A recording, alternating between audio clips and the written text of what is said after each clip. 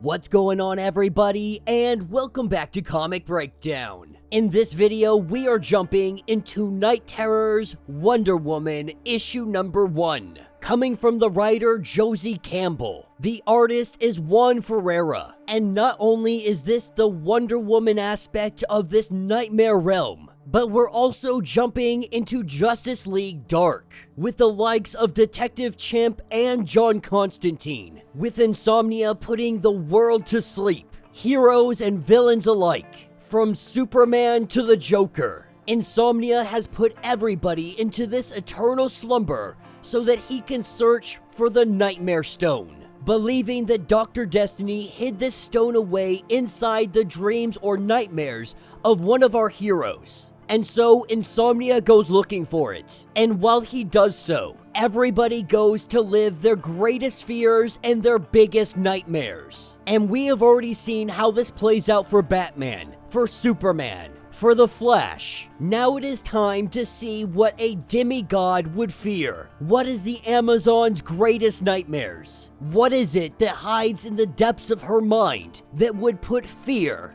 into Wonder Woman? Make sure you guys have subscribed to the channel, make sure that you like this video, and with that being said, let's dive into this breakdown. Alright gang, so as we dive into this issue, we are picking up with Wonder Woman and Detective Chimp. With Detective Chimp waking up, finding Wonder Woman is passed out. He goes over and he tries to wake her up. But as he does so, we see that Wonder Woman melts in his hands as he watches her turn into a puddle of water. This water becomes all-consuming, with Detective Chimp on the verge of drowning. That is when he hears a voice telling him to hold on. The lasso of truth grabbing hold of his wrist and pulling him out of the water, telling Detective Chimp to chill out, catch his breath, because now they need to find the League. With Wonder Woman coming to his rescue, they now try to figure out what the heck is going on. Wonder Woman under the impression that they've been put to sleep by some kind of unknown magical force. That Zatanna remains awake, but the rest of Justice League Dark are here. That's where John Constantine walks into the room, telling them that here is the Nightmare Realm, a place created for all of their collective unconsciousness, a dreamland. Except this place is made of nightmares, all of their most horrifying fears brought to real life. And now, those fears are hunting them. And for a while, John Constantine, he believed this place to be a myth. But with John D amplifying Insomnia's powers, they are now here, and the others along with them. As John does a little spell to reveal everything in front of them, he lets it be known that the other members of Justice League Dark, they are here, inside of this giant labyrinth. The spell pointing them to the center, that at the center, they might be able to find the League. With Detective Chimp being a little bit hesitant, recognizing a trap when he sees one, knowing that this maze once inside, what's going to stop them from getting separated and killed individually? But Wonder Woman has a plan for that. The lasso of truth. It doesn't just reveal falsehoods, but it is unbreakable. There is no force in the known universe that is strong enough to rip it away from them. That the only way out of its knot is to let go willingly. With John letting them know that they should probably still be on guard. They don't know what lies ahead. Whether it be snakes, spiders, zombies, demons, the darkness, death itself. The point is, they need to be prepared. That if they don't destroy their nightmares, those nightmares will destroy them. And this is not a metaphor. Their fears will literally manifest and kill them all. That is, unless they kill them first. That is the only way that they leave this place alive. But as they go to figure out what this place exactly is, this is the Minotaur Labyrinth. A labyrinth that was built to contain the Minotaur, a cannibal demigod. Every year, children were sent in so the monster could eat. And while some stories blame a curse for the Minotaur's appearance and actions, the oldest simply say it was the lineage of the gods. But Detective Chimp, he means more if this is the Nightmare Realm. If it is made up of all of their fears, and everything here is pulled from their minds, then whose nightmare are they in? As the wall begins to come alive, arms reaching out trying to grab them, the lasso of truth turns into barbed wire, making both Detective Chimp and John Constantine let go. In doing so, the arms grab them and it pulls them into the wall. Wonder Woman trying to stop this. Charging full speed ahead, she heads directly at that wall and she punches it. But in doing so, we see that her hand, it is severely damaged. While Detective Chimp and John on the other side, they have run into a demon, spiders, and even more demons. Detective Chimp blaming Constantine for all of this, because these are only manifesting because Constantine started to bring them up, and it made Detective Chimp begin to think about them. That he wasn't scared of any of these things until he started listing them off. But with John drawing out his flaming sword, they get ready to deal with their nightmares. As all of these monsters charge in on the two, we see John Constantine, he uses that sword and he cuts all of them down. But as quickly as he cuts them down, we see them reform and come back together. Recognizing that this situation is way more than they anticipated, John tells Detective Chimp to run.